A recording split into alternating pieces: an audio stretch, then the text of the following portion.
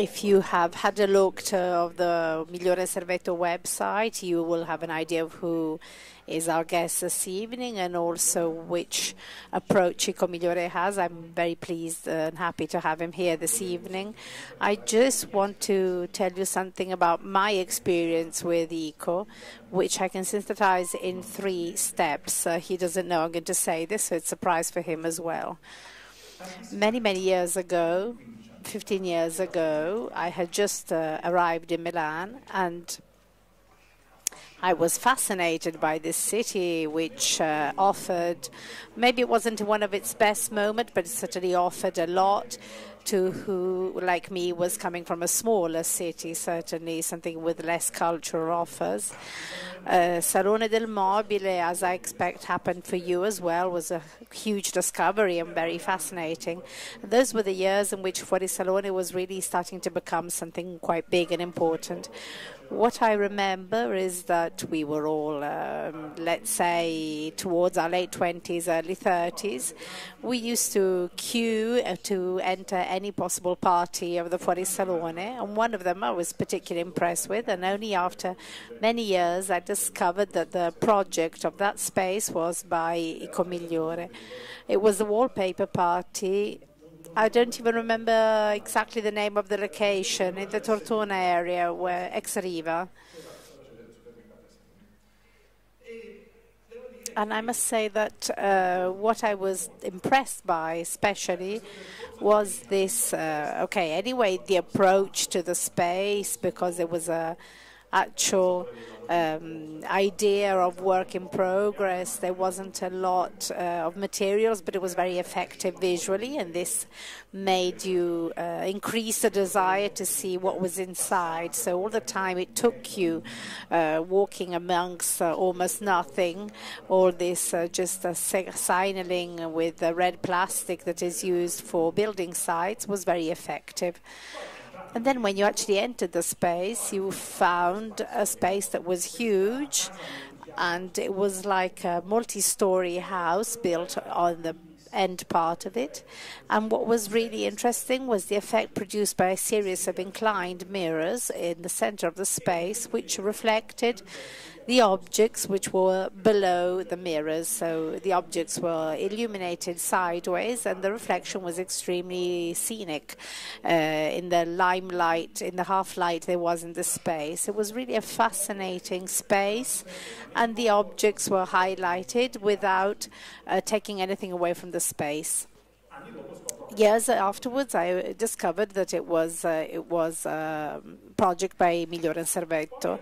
Then another memory I have that I'd like to tell you is the exhibition organized by Ico Migliore in Triennale, probably about 10 years ago, which was called Vuoto per Pieno, Empty by Full.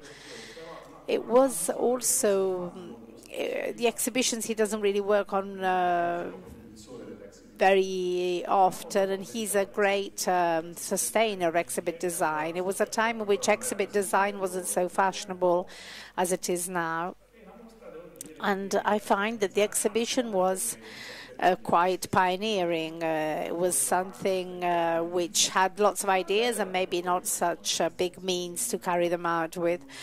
But that was what was interesting. There was this idea of lots of energy expressed in a very clear intellectual way, very correct, very consistent, with also some references to what was the excellence of exhibit design in the 70s and 60s, when some masters of design was dedicating themselves to this activity, like the Castiglioni brothers, for example. It was an interesting, effective, well carried out exhibition which communicated the sense of what the project of exhibiting a show is about. And now the very latest memory is quite recent. I went also this year to Salone del Mobile in Triennale, and I saw one of the many, many things Ico does. It's quite difficult to keep up with him. He's full of energies. Now you must help me, because I don't totally remember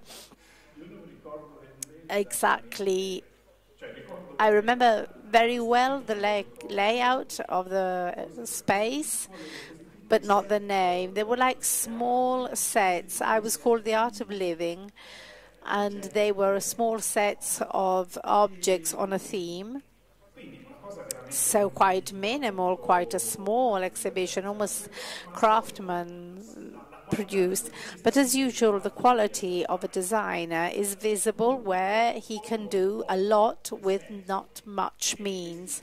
So these small scenes, almost like theatre scenes, were managed with in such a clever way, and with always this research for an unusual detail, which is always one of the characters of his work. And I find that this is what is also makes a difference from a great designer from a more normal one. An outsider is somebody who manages to somehow change and upturn the logic of something. So these small layouts, these small atmospheres had a very simple element of a frame surrounding them, which immediately made them precious. They were also carried out very beautifully and everything, but they were quite small layouts. But this idea of the frame gave a distance and gave also something a bit magic, a suspension compared to the rest. One of the things that I always found fascinating of Ico's work is the fact that he manages to always insert a detail, not necessarily out of place, but unexpected, something unexpected within his work, which I think is really the quality of a serious designer, of somebody who takes something that up till now has been done in a certain way and he looks at it in a different way. This detail, in some ways, gives the work its mystery, its sense of sensuality also, to a work that is done well and that becomes interesting and intriguing through this detail. Now, of course, Ico will show you his work, so he will talk to you about his method and about his approach to project and his approach to exhibit design. Obviously, he's somebody who's very good at using some particular tools of exhibit design.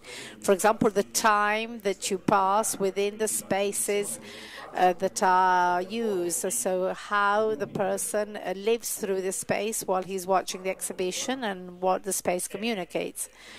And also, an exhibit project is a narration. It's something, it's a moment in which a project must talk to you, must give some sort of communication, information, contents. The quality of what's exhibited is a very important communicative narrative part, and in this Ico is a very good narrator. He's extremely good at telling stories, at telling them in a lively way, which allows you to read it quickly and with the desire of reaching the end. So I now leave space to Ico to 12. Thank you. It looks as if we have almost agreed on this, because I will talk really about frames today, not because I'm a frame producer, but I really want to talk about this theme. And so when he talked about framing my work, I thought, good. I've thought of a few things I want to tell you about the way I work with frames and my approach. I don't know you. In fact, I don't actually know what kind of courses you follow. I certainly know the school and the quality of the school, but I'm not sure which course you come from. So the thing that, according to me, can be interesting of what I want to tell you this evening is a bit the transversality of our work, the way it cuts through various disciplines. I think that, as he mentioned first, talking about exhibit design, we, for example, as a studio, have approached exhibit design in a more, say, Anglo-Saxon approach. So more as a story, telling a story, a narration, and so involving a series of storytelling characteristics that don't really belong to interior architecture, but they belong to multimedia, to graphics, to videos, to light, to time. And all of this, I believe, is slightly beyond the simple interior design approach. This is what we're really interested in. So as I don't know you. And he started talking about parties, which is a wonderful theme. The first party with wallpaper was a great experience for me. So I hope this is going to be a happy meeting with you. And I hope you won't fall asleep with the things I'm going to show you.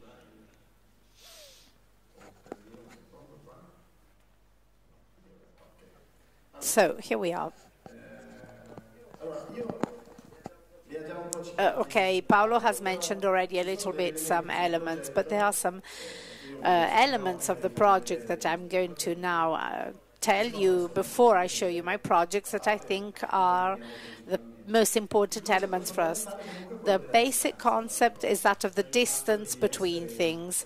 So the fact that you are either close or distant from something, and you read, and how you read and understand something. So we always project places, whether they're architecture or design, in which stories happen. Like Paolo said first, I'm very interested in storytelling, in how you narrate something. And I think architecture, interior architecture, tells stories. Stories of life, for example, or connected to trade, or connected to cultural activities. So this is one of the activities, and so we must remember that the text is the element we're working on, not so much a formal element. We're working on a text. This is my first idea. The first identification. The second element is that we need to approach the text. If we get closer to the text, we can identify a character. The character is the readable or understandable tool by ourselves, or even by who is going to visit other places we create, which can be trade places, cultural places, or even just a trade exhibition, offices. The character is the element, one element like Paolo was mentioning first, for example, talking about the layout we created for wallpaper and the big mirrors. For me, that mirror repeated in the space is a character, is a readable character like in a text. You have to identify a sign that becomes the character of that space. The sign can be one character or a collection of characters. Everything I'm going to say this evening, because they're already a bit muddled in my brain, and my head will come out as even more muddled and become even more muddled in your head probably. But I think the idea is not that I'm going to give you a solution this evening, but it's an idea, collecting lots of ideas and then letting them flow. I was lucky enough to study with Achille Castiglioni, and I remember I just followed him in all the lessons. I think I passed about 3 months without actually understanding what we were talking about.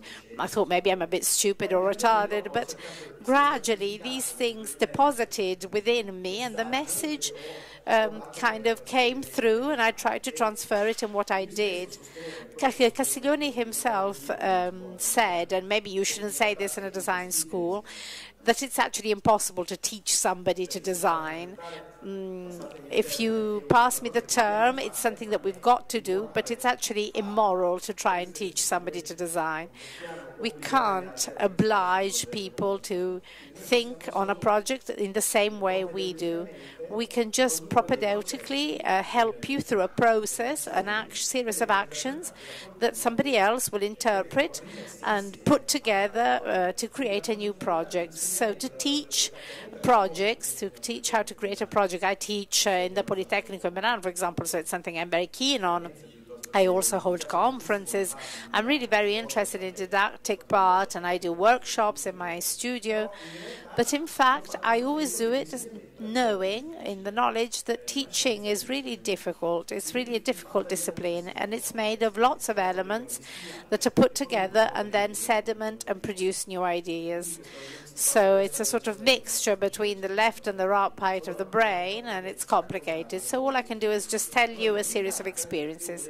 So I say the character is something, one of the elements you should keep in mind when you're creating a project. The other element is the distance from the one character to the other, like the distance between people or people and things. The proxemic fluxes is incredibly interesting, even just looking at the way you're sitting here. For example, the first 3 lines are always empty.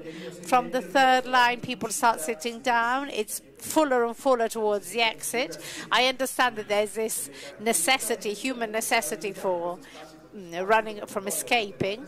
But we could almost do this. We could take all the other chairs away and do this experiments and keep only the chairs we're actually sitting on. And this will give a completely new layout to the room, and it would give this idea of the escape line to the door. So the distance is certainly a very interesting element. I think you like to keep your distance from me because we don't know each other too well. It's much more interesting to be near to the door where we can escape from. Another hugely important element is that of the paths. Obviously, I'm saying very simple. They can seem almost banal things, but this is how I like to reason.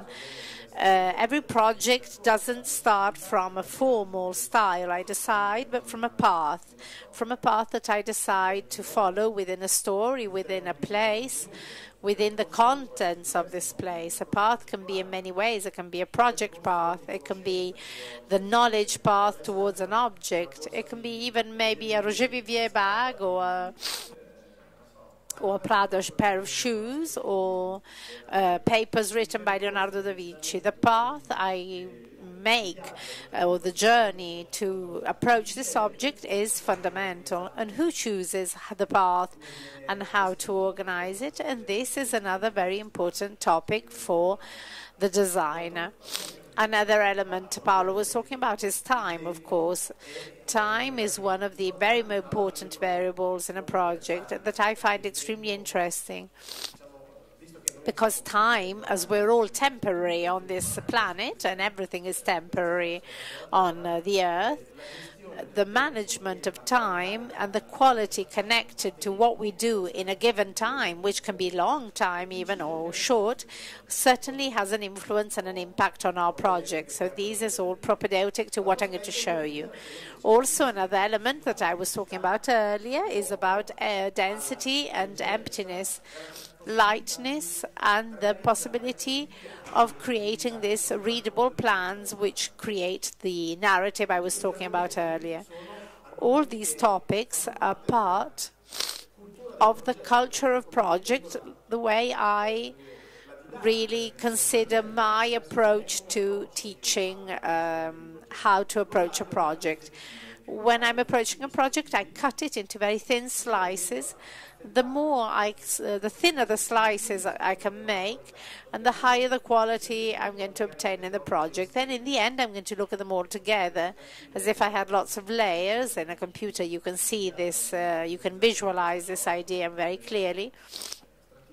All the layers stratified together give me an idea of the projects. A designer needs to be able to look at all the layers at once and at the same time enter each one of them and remove what is necessary. So that's the problem of the limit. Now we're going to talk about the frame that Paolo was mentioning earlier. Everything, I think, has its own frame. We are framed by our body, we wear clothes. Nowadays, now this room is framed by a box, the light is also framed.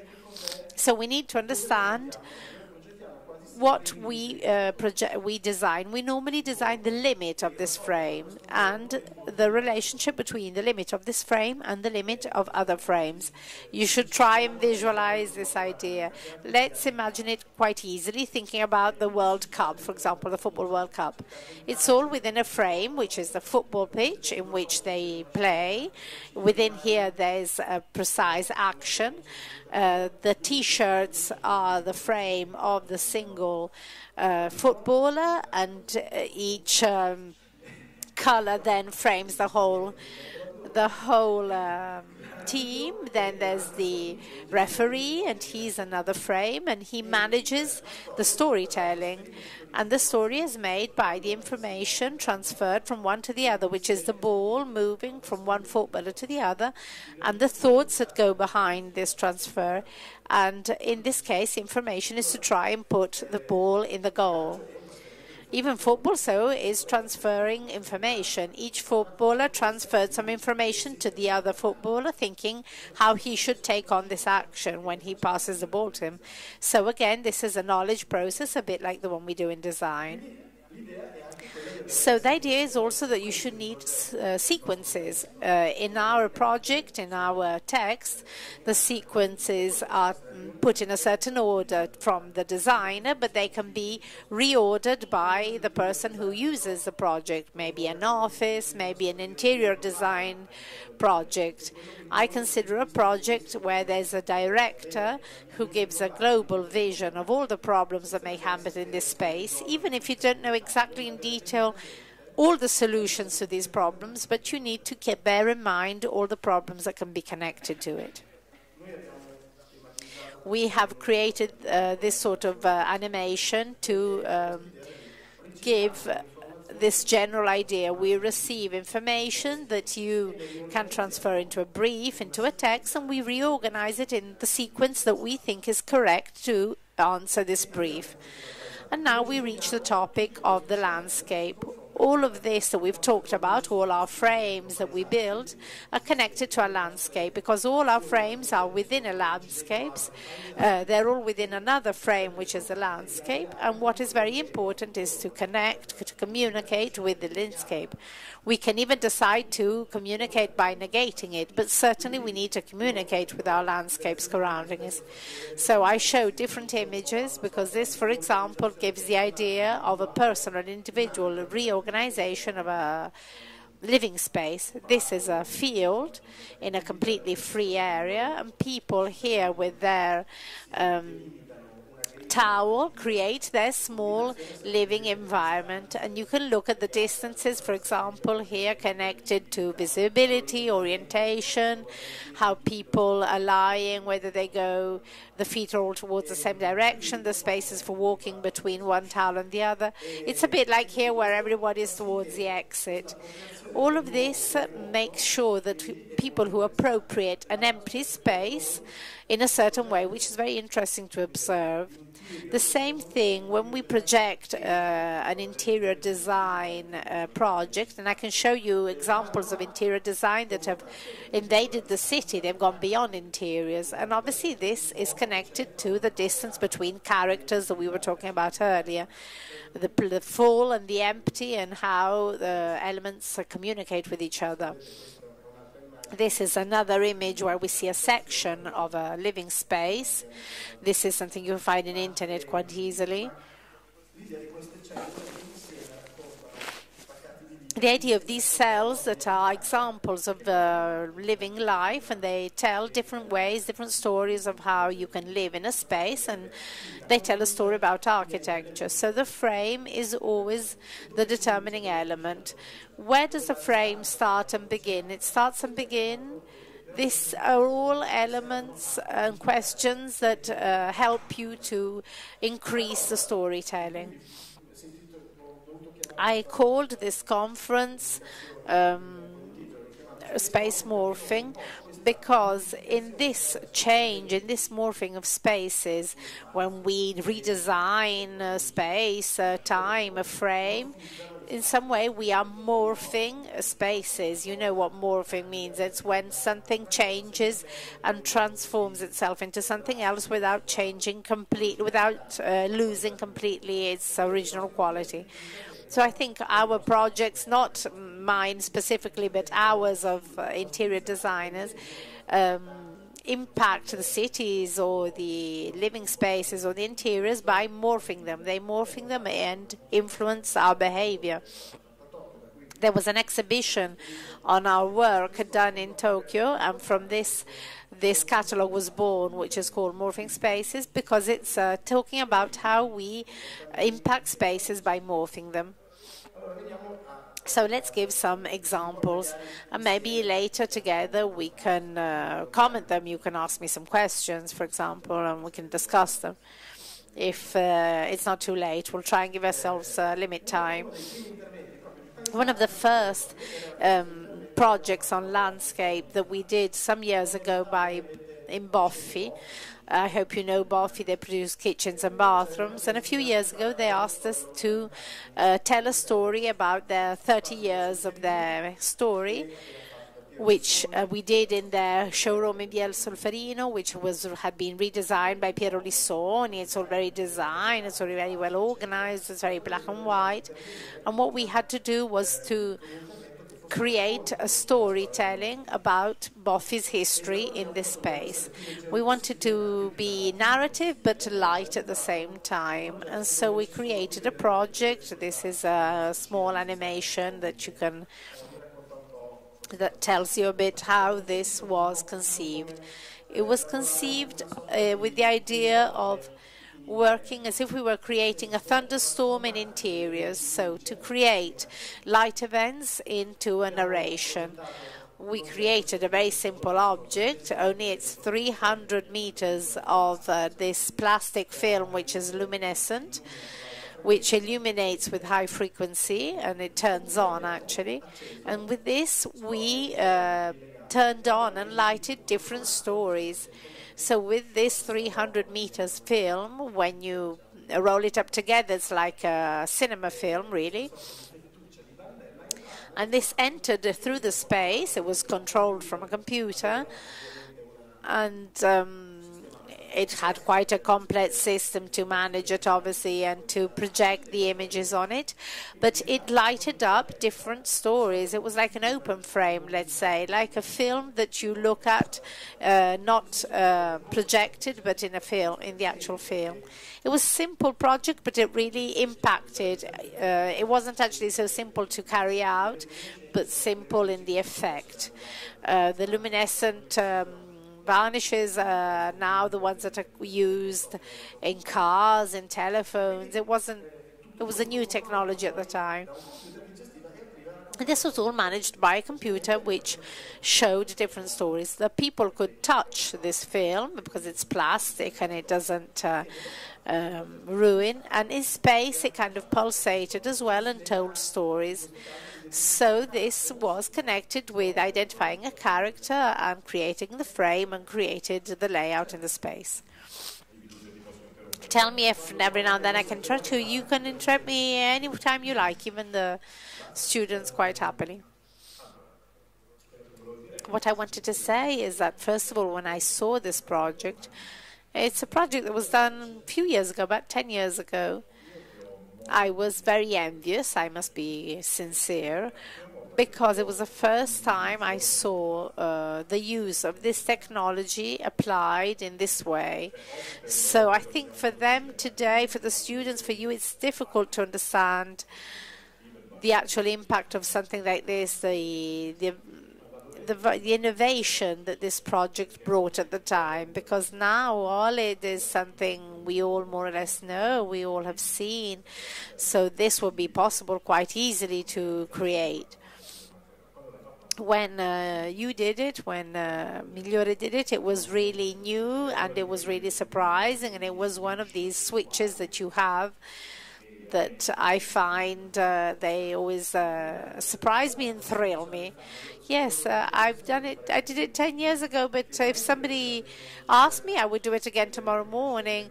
It's not that because the technology now is more well known, it becomes less interesting. I didn't want to surprise people because I was using something nobody knew about.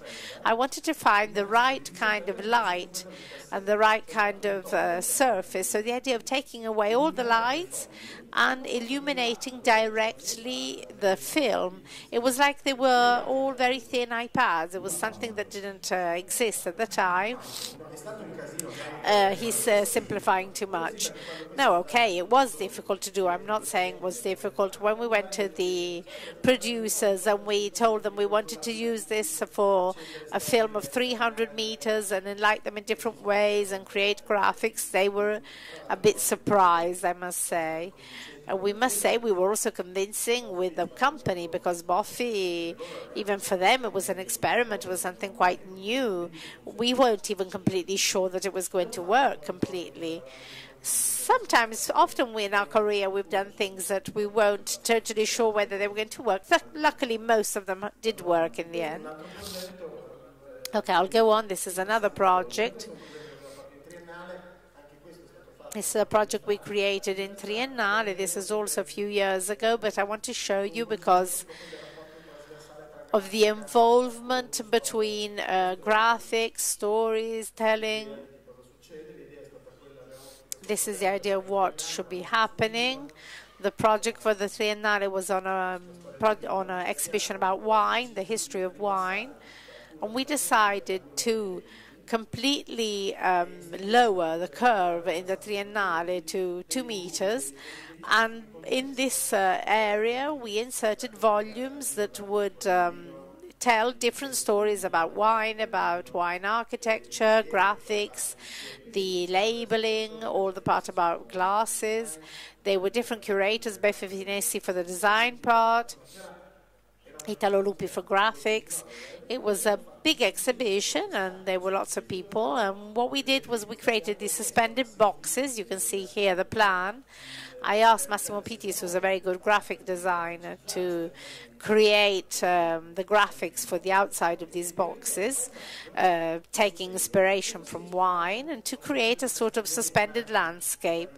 This was inspired by a Castiglioni and Mari project of 1965-67, more or less. There was a huge suspended caterpillar in which people could walk. So I took this inspiration of a suspended box. I always have a bit this obsession of finding light objects for light spaces. So here all the objects were suspended. You entered these rooms, and the rooms had light within them because in fact they were open at the top, and objects within them. See, this is a door you entered, and inside there was this kind of space.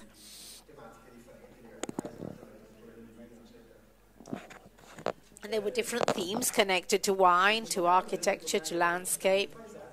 In this case, you can see how you can build a landscape in which architecture, the contents, and the graphic and the environment dialogue all together to create an object which is readable. Another project, we were in charge of the image of the city of Turin for the Winter Olympics. This was interesting because the project invaded the city, and I was really interested in this idea. I always worked on interior design, but I always liked this idea that interior design not becomes urban architecture, which frightens me a bit, but the idea of creating urban spaces to create situations, to create stories within the city. Our project can go towards this direction. In Italy, it's still a bit more difficult, but abroad, many places this is done. We had this opportunity when there were the Winter Olympics in 2006 in Turin, and we created a whole layout for the city, which had many meanings, telling the story of the city, telling about the most important events in the city, telling the story of the Olympics and the time in which they happen, giving importance to the different places, the different areas of the city. And it was the first time that a city was telling its own story and creating a sort of urban brand. What I was interested in was not so much the final project, but the narration system that we adopted. We had the luck, the chance that this was actually awarded with the Compasso d'Oro, so it was recognized as prize. And we also had a German prize, and they told us it's not because your project is particularly beautiful, because they had to say this, but we're giving you this award because the project has a system, relies on a system, a process of actions connected to the city that we find hugely interesting. And I found that this was the best compliment they could make me, quite honestly. So we can say that this was a complicated project because we had to create the layout for the whole city. But from there was this mechanism of urban storytelling that we also developed in other cases. The idea of transforming critical points in opportunities. And I think this is really one of the main values of a project, always to transform a critical point in an opportunity.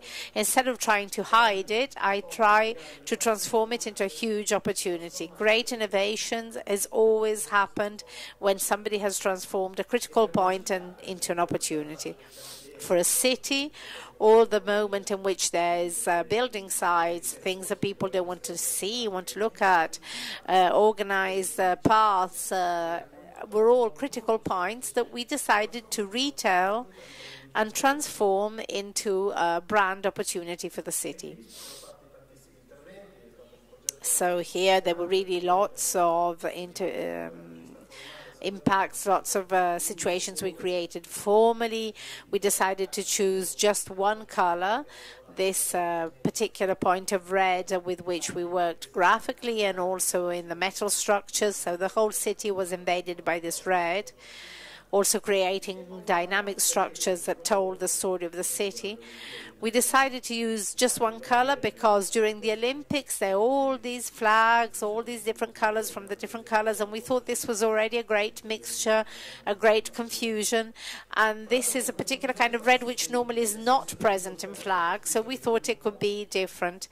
This was also an entirely sustainable project because all the iron that was used was then reused afterwards, and all the billboards and all the flags were taken by the prisoners of the prison in Turin, and they were recycled to create bags that were then sold, and the money was then to raise funds for communities who are starting new opportunities for disadvantaged people. So this really changed also the perception of the city of Turin. All these installations created stories to tell a different story about the city. It's as if you were pinpointing the city in the style of Boetti, who is an artist that I suggest that you go and search because he's really interesting. He was from Turin, he's dead now. So it's like pinpointing the city and telling a story, a journey within the culture of the city. These were then reused for the University Olympics, and then they were reused and recycled in different situations, because a sustainable project is not just using recycled products, but something that you can recycle. All the graphics was done by Italo Lupi, who is an extremely clever graphic designer. And with Italo, again, we were called for this project that I think you know about, because maybe you also sat on this here. It's a layout in Via Dante with all the flags for the Expo. So after the success in Turin, the Expo organizers told us we need to communicate with the city of Milan that lots of countries will be arriving, that lots of countries are joining into the Expo and will be reaching the city. What can we do? We need to fill Milan with flags, but Milan doesn't have the same architectural structure as Turin, neither in the architecture, urban layout, and not even structurally, because Milan doesn't have the same kind of system to exhibit things. When you see things in Milan exhibited, they look as if they're laundry hanging out on a line, because there's not a space organized and thought in vertically. So we decided to create a sort of flag boulevard. We started from where now there's a Scandura installation, so from the Cairoli Square, all through Via Dante up to the Duomo, and then going on through to Corso Vittorio Emanuele.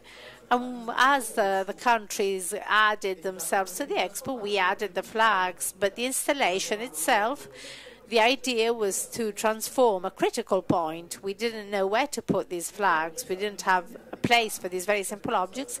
And so we decided to create the poles for the flag. The pole has now become the opportunity for creating a space in a new way, to create a new architectural grille for certain streets, and it can become a service tool for information that I'm giving now through the flag, the caption, but also below it, it becomes a sort of seat, a sort of small island within the city in which things happen and people can sit. So it becomes a new furnishing for the city. And the city uses these systems. Can you see how Corso Vittorio Emanuele has changed? Lots of people sit on these now.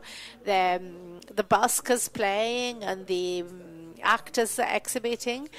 And we think that the object had its own impact already, just graphically and in design and its style. We created a steel because we didn't want them to fly around, these flags. We wanted them to be fixed. And the interesting thing is that also we didn't put the flags, we didn't hang them in the way in which they should be hung.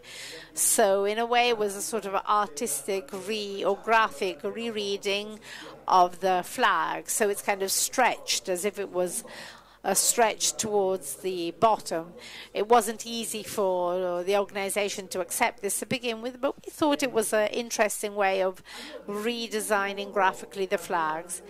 This way, we defined a new area in Milan between Via Dante and Corso Vittorio Emanuele in a quite simple way, again pinpointing the city. But in this area, things happen. People do different things. They sit down, they have a sandwich, they live the city and the street in a new way. We also wanted these objects to have Wi-Fi and everything, but okay. We can't ask for too much. We are already battling to get ready for the expo. Maybe this was asking for too much. So this didn't happen. But still, it's a service tool for the city, which reorganizes the space and can be used in a new way. So this reorganizing of spaces and paths and critical points is a very interesting environment on which to work. Another project that we're working on nowadays to transform critical points in great opportunities is the Egyptian Museum in Turin. It has 500,000 visitors in a year, which is not bad.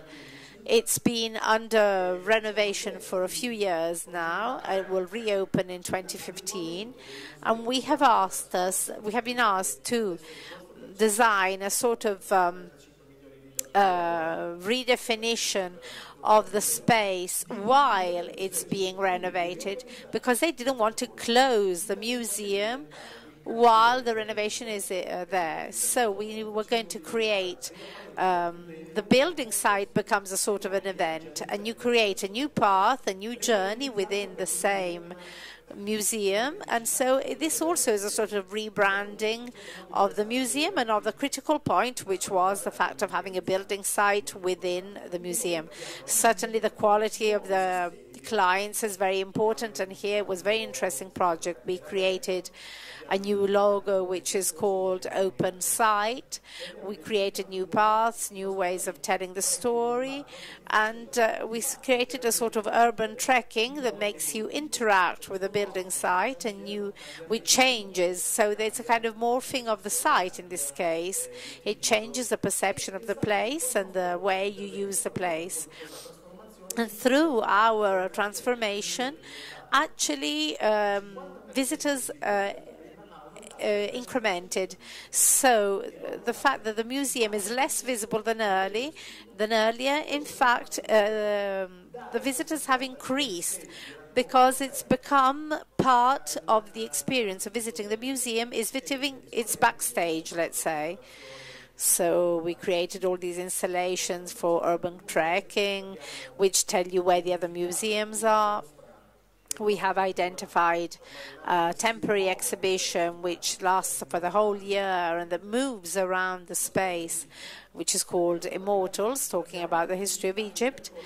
And we identified also the paths in a kind of allegoric way as well, over this kind of bridge in which the Egyptians are passing over. In fact, over the bridge, it's actually used, the bridge, by real workers that go up and down along the building site. And so there's one path for the builders and one path for the visitors, one path for the children on school trips. So everything has been organized, so it's actually part of the event of visiting the museum, and there's a perception of the idea of a journey within the museum. It's very interesting for us experience in the approach, which we hope could be repeated in many other examples in many other places. You can see how we created new signs as well, identifying the paths. And we identified also this exhibition. This is a plan of the exhibition. The exhibition brought back some elements that weren't visible first, and it uses again the frame and character system we were talking about earlier. Simply what we did is to take the exhibiting box that were old ones in the Egyptian museum, and we put them within a new box, so that becomes a sort of frame containing the object, and this way the frame becomes a narrative system. It becomes protective of the old boxes, and it also tells a story of what's inside it. And these, in a sort of fil rouge, connected the objects one to the other, the exhibits. And so this is why it's become a kind of sign that uniforms as well the storytelling. This is what the museum looks like now. And you can see how within these white steel frames, there's some LEDs inside that you can hardly see but illuminate the graphic part. And also the lighting part is new because the original boxes were not illuminated. So in a way we recycled, like a ready-made style. We readapted what was there with this new steel box which protected it. We still have some time, yes? I think somebody may have fallen asleep already, but no, that's normal, okay. I'm not worried. Another project I want to talk about, we did in Tokyo. It was very interesting. It was for the history of fashion, organized by Krizia. I show it always because I think it's very interesting, because even here we reason on the concept of landscape, of a dynamic landscape. We had to tell the story of Italian fashion, connected also to theater costumes. Haute couture, Italian haute couture. The curator of this project was Gabriella Pescucci, who won the Academy Awards for The Age of Innocence, for example. So she chose the clothes and the costumes for this exhibition, and we organized them according to themes. The idea was to use the costume as if it was in the scene, without the actor though. And so we moved the clothes. Here you can see a small animation explaining this. So the costumes were put on different levels of storytelling. In a first step, there are these big frames with neons within, and you couldn't hang anything here. And then in a second room, which was 40 meters long, there were these 7 suspended boxes, about 5 by 3 by 2 meters. These, again, were controlled by the computer, and they opened and closed different scenes. It was time managed, and so you had this cyclical visit. So you moved from a box to the other, so you could arrive at one point and then leave when you wanted. It's a story that has a timed story, let's say. This was the first room. The interesting thing is that the clothes were on top of dummies that were invisible practically. So the structure below was invisible. You could just see the dress as if it was hanging in thin air. And then these huge rooms suspended then were closed to create new sceneries, and closed and open.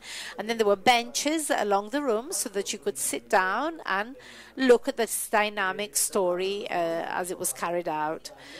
Consider this exhibition was approved in Italy and then carried out in Japan, and it lasts for about 2 or 3 months.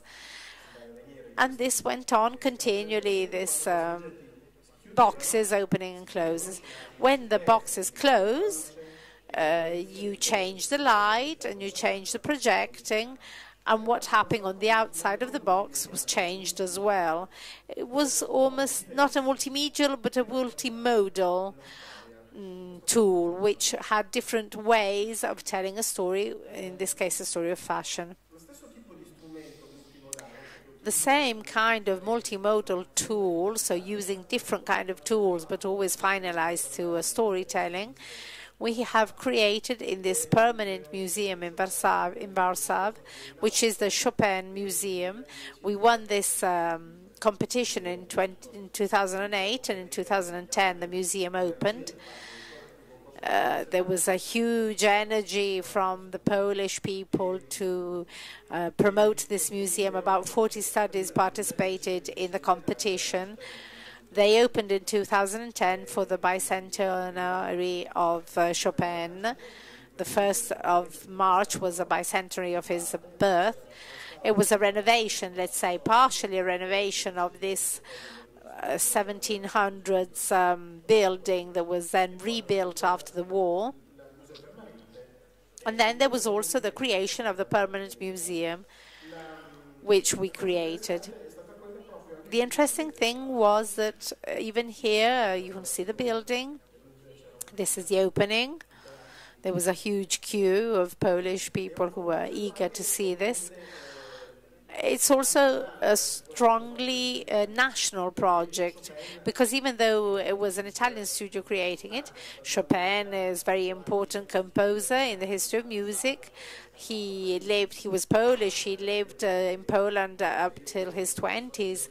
Then he escaped to France. Lots of people probably think he was French, but he was actually Polish. And so for Poland, it's a very strong personality. They really care about this personality and wanted to tell this story. It's a hugely important museum, which is protected by UNESCO. The project centered on creating 11 different museums. Instead of creating one, creating 11 small museums. We didn't want to tell a chronological, boring, dusty old story of an old-fashioned museum. I like museums, but sometimes really they're frightening. We didn't want to tell the boring story of the life of a composer, but we wanted to tell 11 stories. Stories about different themes connected with Chopin's life. For example, Chopin and his wife, George Sand, or Chopin and women, Chopin and his childhood, Chopin and his father. All these stories were told, or the Paris home where he lived and created parties. So you can move around within the museum and find the different stories that are told in an acoustic, physical way, through objects, through sounds. And so it's a free path within the museum. This, for example, is the first part, which is connected to Poland. It's a permanent museum, and there's some scenic situations that are hugely impacting, but obviously they're also an important function in protecting the original works by Chopin. So there's also a part which is documentational. So there were two aspects: to tell a story and create a landscape, but also protect within these boxes these very precious documents. In fact, they have a hugely strong glass, they have a climatic control, the captions are separated from the lights are modular. To be able to clean this, it's like a huge iPad that can be cleaned quite easily. So it's quite a complex project from the point of view of design and also from the point of view of interaction. What we wanted to was to allow people to interact with the museum through this kind of key. So when they reach this area, you click your key and you can choose your language and your level of knowledge. If you're a child, if you're a music expert, if you're a perfectly normal average person, or if you can't hear too well, or if you can't see too well. This, for example, is a room connected to his childhood with a huge polarized glass in a white room, which the idea is that it's his white sheet of music paper. There's some of his sketches, there's some pictures connected to his childhood. This polarized glass, and when you get close to this glass and you look at this wall, it kind of disappears. The wall disappears and reappears, and beyond it you see real objects, his piano with which he played. And the other thing is that we reconstructed an action. So we filmed a situation and projected the shadows. So you can only see the shadows, they're not real people, but you can see characters behaving like in the 1800s. They're characters that recall his life when he had parties. So you have the effect of actually entering the story. This is the idea of getting close to a story. This museum has different museums. This, for example, This, for example, is the environment where we wanted to show his relationship with George Sand. On the left, we have the kind of evocation of a window on the place, overlooking the place where he lived with George Sand. And on the right, instead, there's the evocation of the sounds he was composing in a very, very simple way. So when you enter the room, they're the natural sounds of nature that we registered. And instead, if you approach the right side, you have 10-15 seconds each of brief pieces played or composed by Chopin. All of this builds together an interesting sound landscape. This is how it works. And how you activate it by opening these drawers. When you open the drawer, you see the music, and then the light goes on and you hear the music as well. We found other also ideas to be able to tell a story through objects, but there are always different levels of approach and levels of depth in the story through an interaction with the visitor. This is a more consulting place where there's a real kind of bibliothèque for library for music. You can research, you can listen, and there's also a music hall nearby.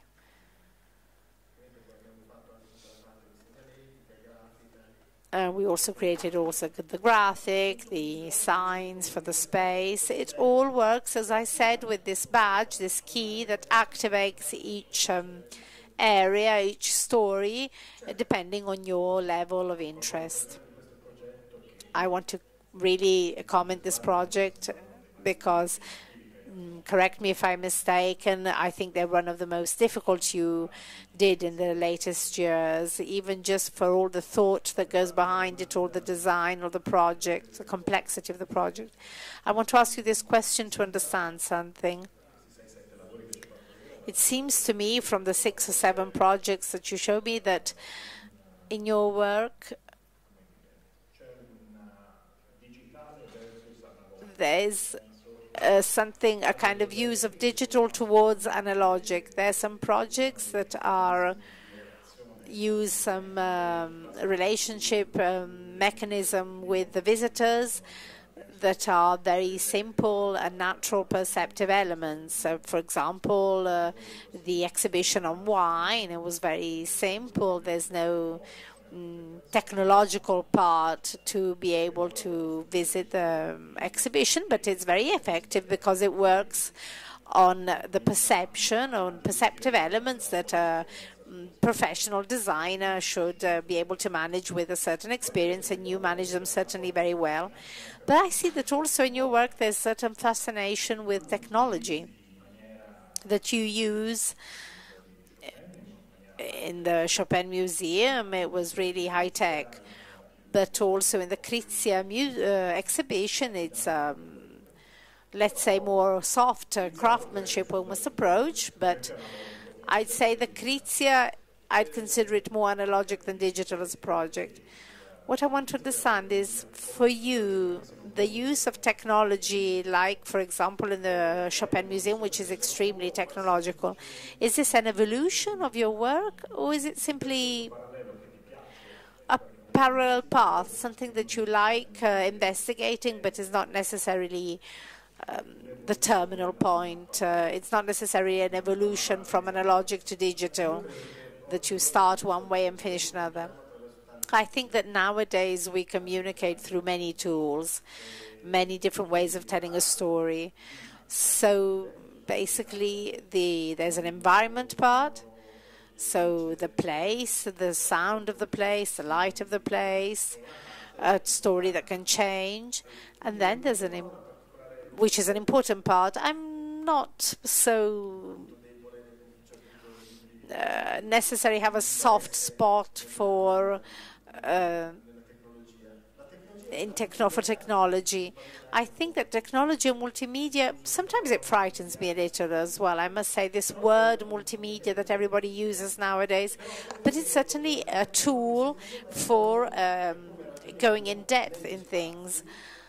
I think the way we reason in spaces, I reason in terms of on-off, so a switch. I think that our spaces need to have always a switch. They can't be combinable always to a computer system, but it has to be simple. I need to be able to turn the switch on and off. But through this switch, maybe I can do things that are much more complex. But the interaction must be simple. It can't be too complicated, if not very occasionally. So I think the space needs to be intuitive in the way we are able to use it. And the multimedia needs to be finalized to the storytelling, so to the possibility of telling a story more deeply. Okay, here in this space it can be seem boring, we're sitting comfortably in an armchair, but I tell you that in these spaces, if you enter a space like, for example, the exhibition on fashion, and the space changes continually, it really keeps your attention open. It's almost a bit disorienting and frightening. I don't want to frighten you this evening. If now I suddenly pulled out a gun and shot in the air, it would be terribly wrong, but it would suddenly keep you awake and alert. In an exhibition, in a communication moment, in a commercial situation, I need to try and wake up my listener, the person who's visiting. I need to slap him, let's say.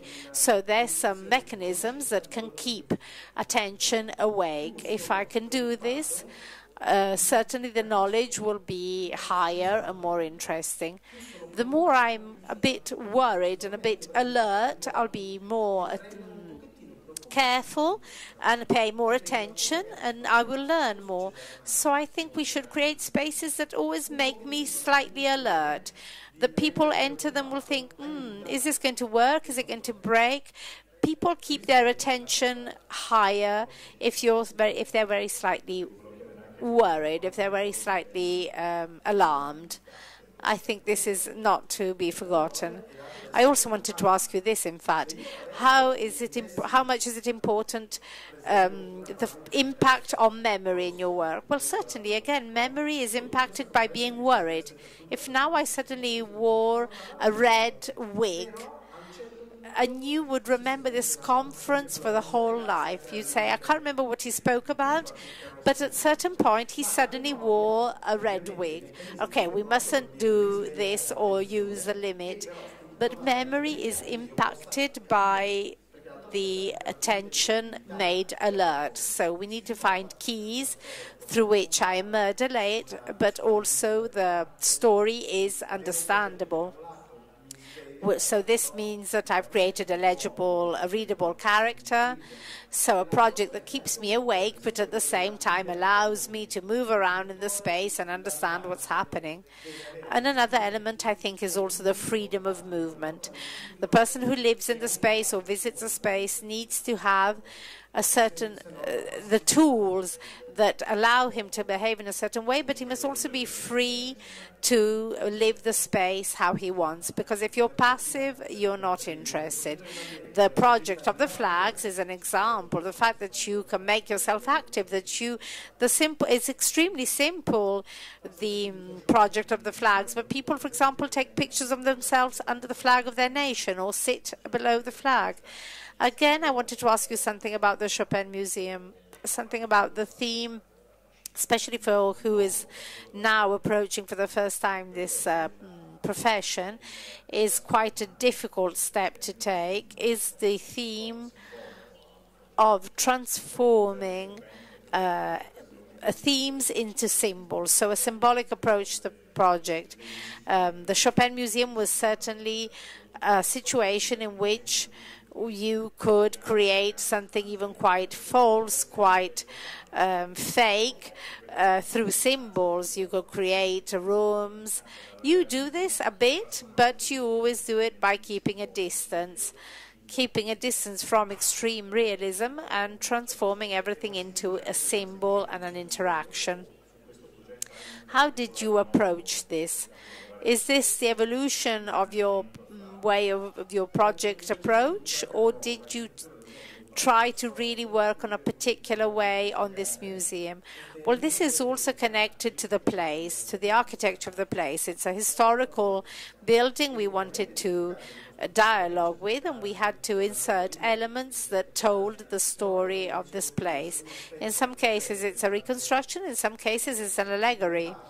As we were saying before, if you slice the project into very thin slices, then you choose which slice is more interesting to keep, keeping always in mind that the path, the readability of the project, the light are always very important. And also the fact that you move around in a new organic space, which doesn't mean necessarily too natural in materials, but organic in the development of the story. I think this is also an important element, an important key for this project. I still have about 10 minutes and then I've finished. This is another project that we did for the New York Times, who wanted to do an exhibition during Salone del Mobile in the Bulgari Hotel in Milan, which you might probably know. It's created by Citterio. It's a very elegant, sophisticated hotel.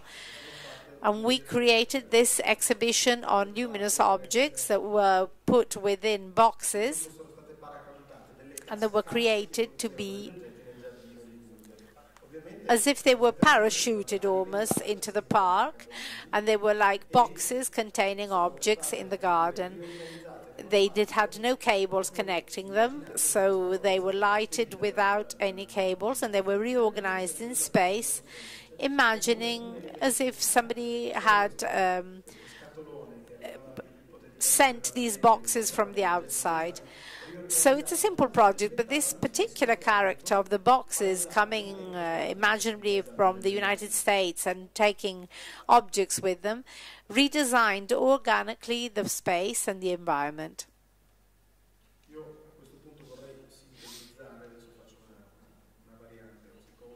So at this point, I really just want to quickly go to the point. So just 1 second, please.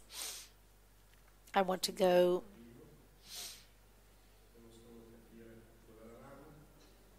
Okay. Bear with me. I just want to find the point I want to get to.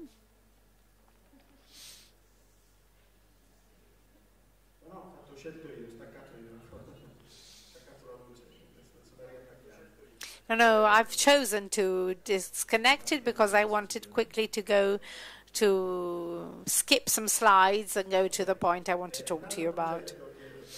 Okay, it's going to start again, luckily. Another project that you can see here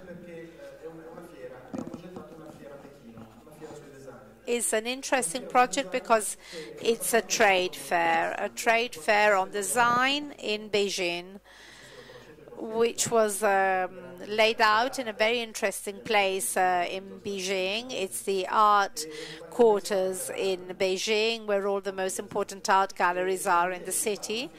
It's an old armory production plant. And they asked us to do an exhibition on design during the Beijing Design Week on Italian design. So we found this very interesting gasometer, which is a huge water tank with a huge diameter and not used at all, completely abandoned. It's as if it was a huge Richard Serra. And within this object, we decided to lay out this pavilion on Italian design. The interesting thing is that we thought of it as if it was a 3D magazine, like a 3D book to read, divided into 3 different levels, given also by the shape of the space. So almost an acoustic space that talks, that plays music. There's an outside area in which there are the exhibitors, the most interior area in which There was a specific exhibition on Italian design, and the central part was like a square, a round square, in which you could have a discussion area on design. So the space didn't have an actual path because it's round. You could walk around it or cycle around it as you wanted, but you could also go through it, to cut through it, to read different stories. So as you see, the yellow part was given to the exhibitors. Okay, so there was also a handbook to explain the layout. There were B&B, Alessi, Molteni, lots of important Italian brands. This inner ring was the exhibition about time, designing time, to tell Chinese people about the design of Italian objects through time. So as if we were going through a whole day from morning to evening using Italian design objects. And then this idea of open space where people could discuss. The boxes were sold to the exhibitors, and instead the inner part had this forum discussion areas, and you could cut through it in any direction. Obviously, on the architectural point of view, there was an interesting movement. There was no privileged area. The cultural and commercial parts were interacted a lot, and there was a lot of exchange between them. I found it was interesting the way in which this really turned almost into a marketplace, into a market square, in which we talked about Italian design. This was when it was actually carried out with the people in it. There was this sort of arena where there were discussion forums. Now it was 10 o'clock in the morning, for example, what happens at 10 o'clock. And so the exhibition showed Italian objects through the day. So you can see how you could walk through it in different directions. This was also a way of morphing space. It was a simple water tank, and it became a sort of resonating box to talk about Italian design. Now, obviously, there was a catalogue created as well from this. And this is the sort of square, this place where there were meetings about design, a bit like a theatre.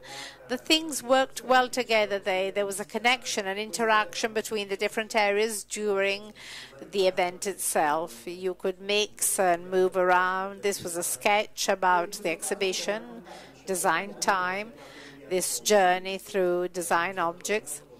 In this case, to tell us about Italian lifestyle, we called Emiliano Ponzi, who is an extremely good illustrator, and who created these sort of postcards of Italian day moments of the day. They become kind of the postcards of this journey. It was a very interesting project, and these illustrations were really the backdrop for the objects. Very beautiful illustrations.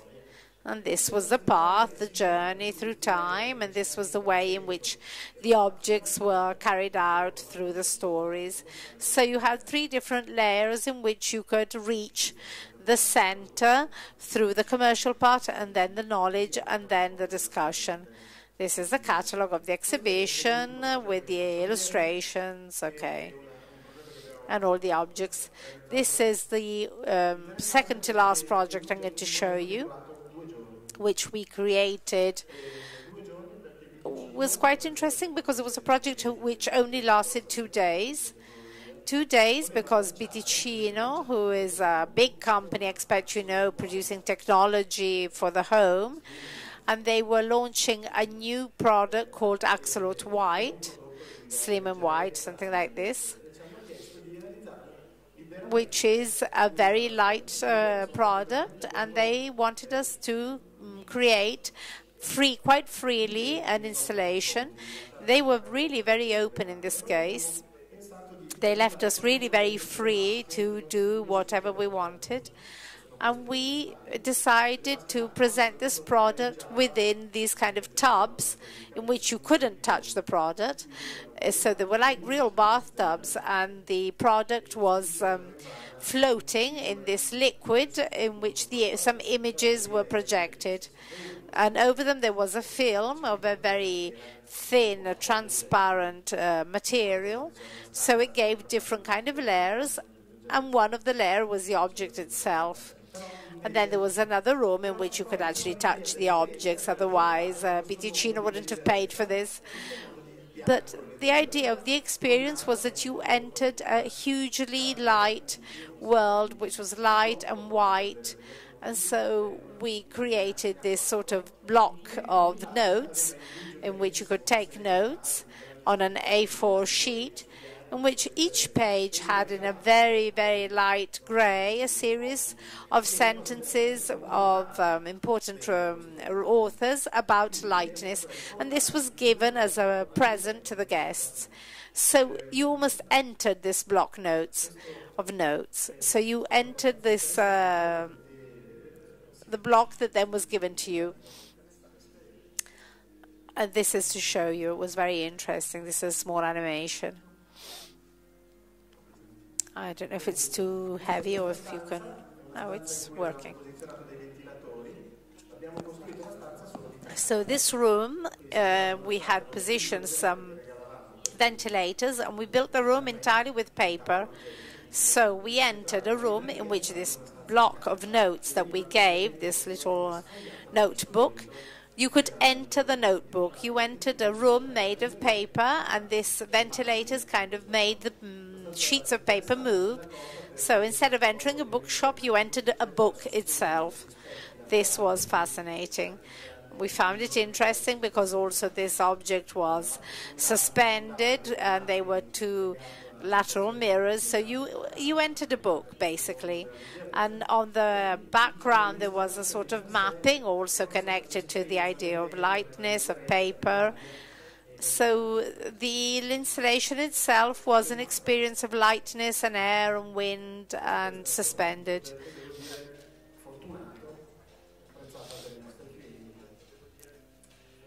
This was a lucky project, I must say, that the clients appreciated as well. It worked well. Okay, I can't exit it. Okay, we have to wait for finish because I can't close it.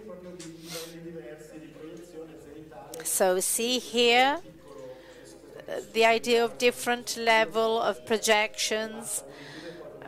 This kind of very, very thin fabric below which there was a liquid and the objects floating in the liquid. So you had different layers you could see, almost like something floating in a cloud, a square cloud.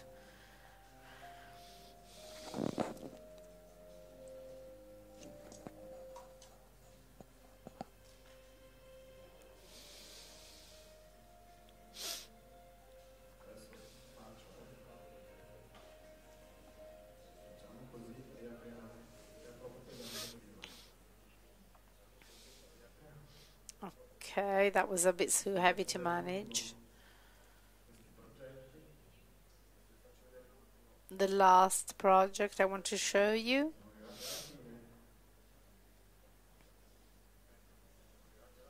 Ecco, l'ultimo progetto che vi faccio vedere è interessante perché è legato alla città, anche questo. This is interesting because it's connected again to the city, to the urban environment. For the 150th anniversary of Italy's unification, there was a competition again that we won.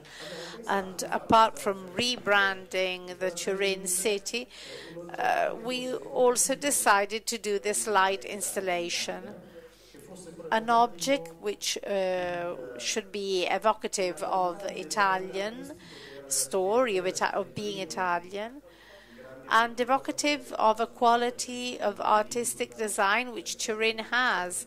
Turin has a great cultural history, a history of art, a history of culture, of design, very strong in this city. And so we decided to position this object on the Mole Antonelliana, which is the tower, which is a symbol of Turin, a bit like the Tour Eiffel for Paris or the Milan Duomo. So it's really the icon of Turin. it's an object, an architecture that Turin people look at with some sort of respect and deference, so a bit untouchable.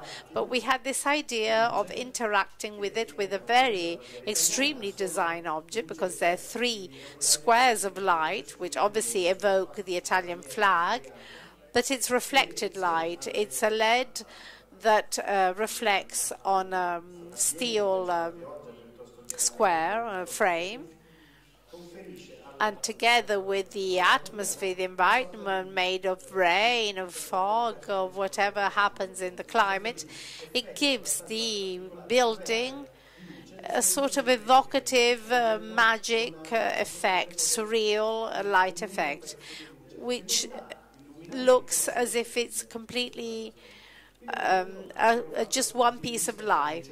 It doesn't project light, but it takes light.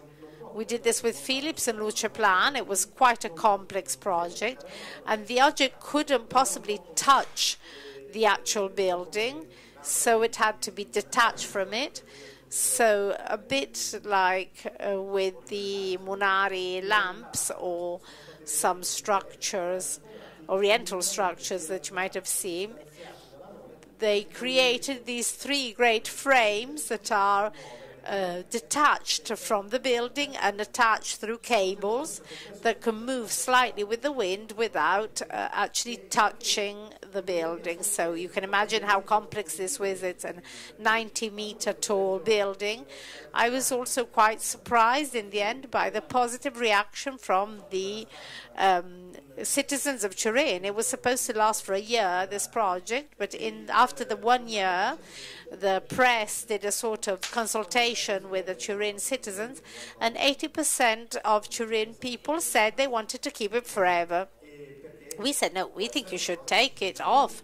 We never thought of it as something permanent, because it's something that maybe cyclically can be recreated for different events. It can show you how you can use even a historical monument, something even untouchable, or something you can do also with modern monuments. Paolo did, for example, with skyscrapers in Milan, how you dialogued with light, for example, and use numbers in Milan skyscrapers and all the area around the Centrale station. It was something that for a certain time changed the perception of the area. Even more so if you do this in a historic building, in a historic area, it becomes interesting. So they kept it for another year, and then after another year we decided it was time to take it away. But Turin people still have an interesting, happy memory of this, maybe also because it was taken off. It shouldn't stay forever. So we put these 3 frames, and it was put up by Alpine experts. They're the people who normally do the upkeeping for the Mole Antonelliana, because it's so high up, so nobody else can do it apart from these alpine climbers. So I went to look at it when they were putting it up. It's quite disturbing to see these people hanging suspended at 100 meters height, and this is what it looked like at night, for example. And this is again as a short animation, just 1 minute of how it was put up, and then we've really finished. So we thought of a structure that was attached to the last balcony at the top of the mole, completely cabled, and then they would put these screens to diffuse the light, and the light was hidden, so it was indirectly reflected. And then we did a scheme on how it could be connected through cables and suspended, so that it's not actually attached to the mole, and then it's fixed with an anchor system, like you do with suspended systems with great bridges. And so it could slightly move with the wind, and it really became an icon for Turin. Very strong and recognizable icon. This was the last thing I wanted to show you, and I have finished.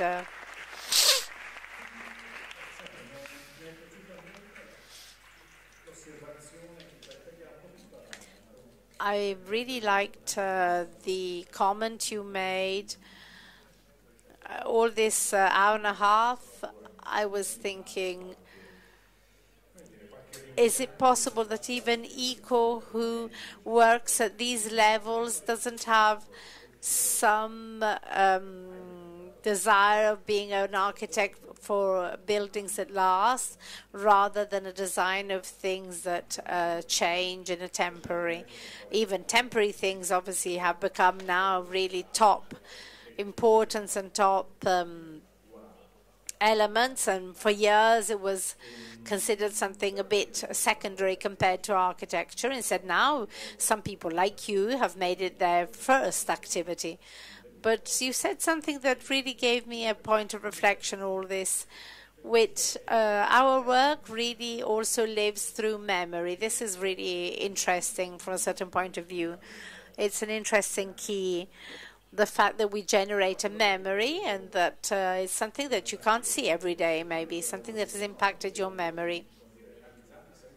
What I really wanted to ask you was, through the observation of your works that I think you've done with no compromise, it looks as if you really purely followed your design idea.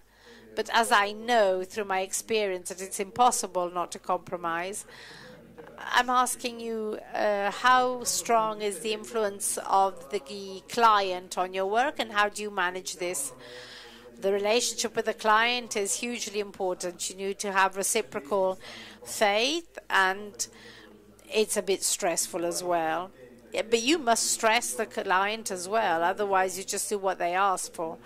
Either you have a client who has a clear vision and you can share this vision, or he follows you, or he stimulates you with any project, whether it's interior or an urban project, or else you have to really be a bit strong with the client. For example, for the expo, they didn't want to do these poles. They wanted to attach the flags to the buildings, and then we had to explain to them the buildings. It was impossible to attach the flags to the building, and luckily we did the poles in the end. The same for the installation of the mole. First we tried saying it, but then the town municipality said, but we really want to do this, try and find a sponsor. In that case it was the municipality that really wanted to do it. So the relationship with the client is stressful but hugely important. Our job, your job, what you're going to do and what we all do is stressful, because we have this need to always push. It's like when you do sport. If you run for what you're able to, you're never going to win. You need to run always a little faster than what you've trained for. It's like looking around. I always tell my students, we are not the masters, the people who are here. The masters are the people sitting next to you. Next to you, there's a master. Try and look at who you're sitting next to. He's somebody who can teach you something, that tomorrow will be doing things with you. I have really met lots of masters sitting next to me, more than the ones that were supposed to be teaching. Are there any questions?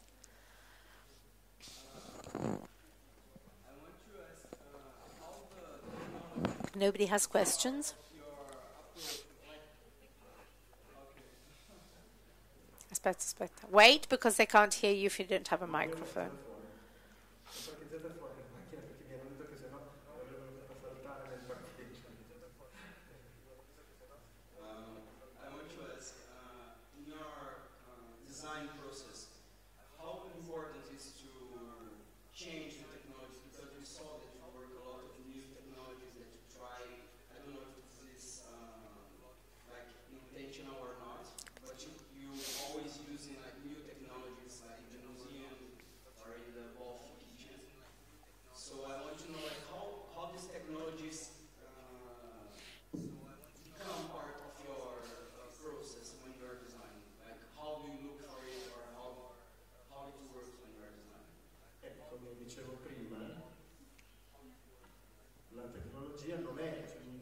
as I was saying earlier, technology is not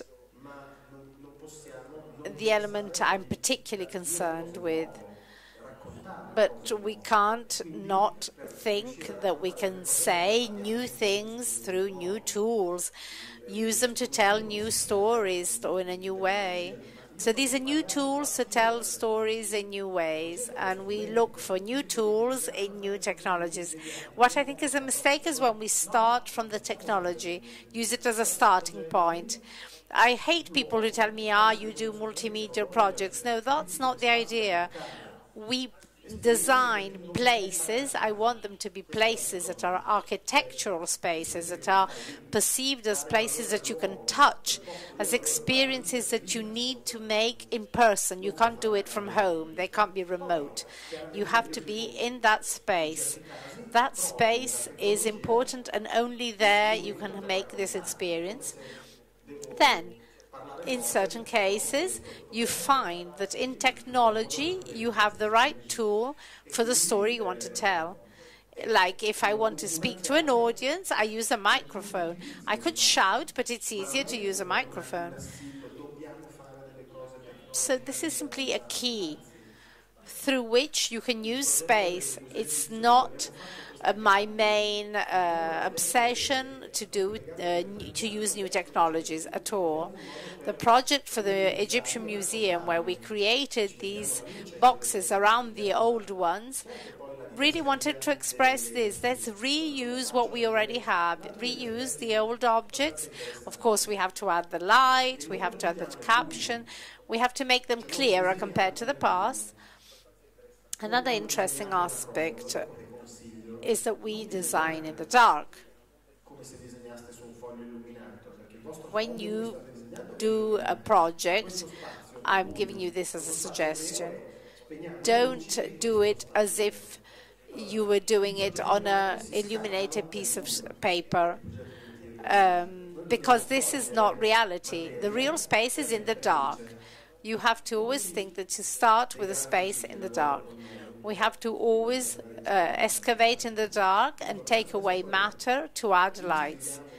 Many of the graphics that work with us, with which sometimes I also quarrel, they say, okay, here we write here, in a commercial space, in a shop, we write.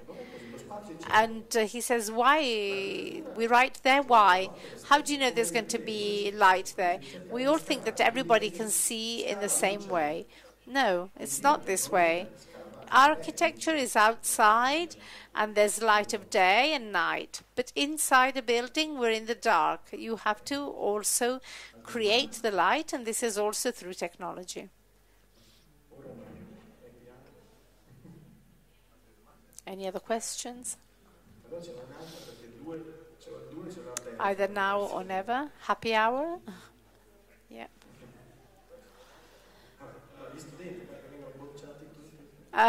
Okay, there's no 2 without 3, so certainly we're going to have another one, hopefully.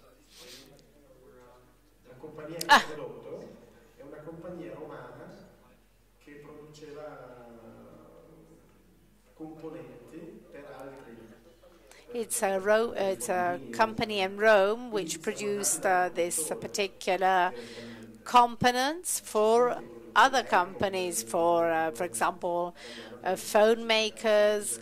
So we went to the actual producer. They produced these for portable phones or for iPads. Elcom, for example, is an Italian brand which now is specialized in this technology. At that time, they produced for a big market, and they didn't produce a final object. They produced, let's say, the luminescent element, but they never produced the object. So when we asked them to do this, it was something new for them, because it was almost a finished object. It was a bit complicated. There were like 3 strips that were attached together. But he was a producer that created this in great number for telephones. We need to have the 3rd question now. It's a scaramantic thing. We can't have 2 without 3. C'è una domanda che io non dico, però è una cosa che, visto che fate un master, siete un master, una domanda che nessuno fa mai, che fa Not now, but there's a question. Are you studying a master course? And a question that nobody ever asks and that I always ask at the end. And I think it's a great mistake not to ask this. You should ask me, how expensive are these things? Nobody has the courage of asking a question about money. No, but this is a mistake, because we all want to think, this is interesting, but nobody, and then you go back home and think, I wonder how expensive that is, how much it costs. Ask me. I remember a philosopher, somebody who always said, follow the money and you'll find the problem.